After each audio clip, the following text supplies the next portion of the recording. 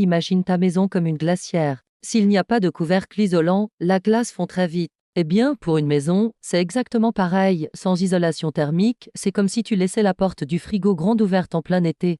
Salut à tous. Aujourd'hui, on va parler d'un sujet qui nous concerne tous, comment garder sa maison confortable toute l'année, sans se ruiner en facture d'énergie. L'isolation thermique, c'est un peu comme un bouclier invisible qui protège ta maison. Elle ralentit les échanges de chaleur entre l'intérieur et l'extérieur.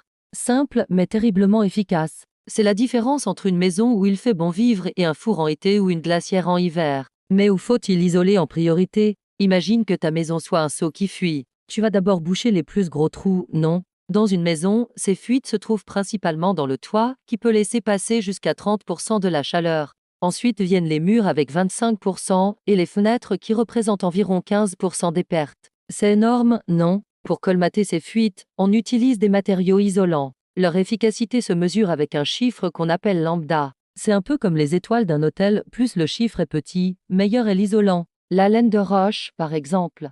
Avec son lambda de 0,035, c'est comme un hôtel 5 étoiles de l'isolation. En été, ces matériaux agissent comme un parasol géant pour ta maison. La chaleur met beaucoup plus de temps à rentrer et tu peux dire adieu aux nuits étouffantes. En hiver, c'est l'inverse, la chaleur de ton chauffage reste bien au chaud à l'intérieur, comme sous une couette douillette.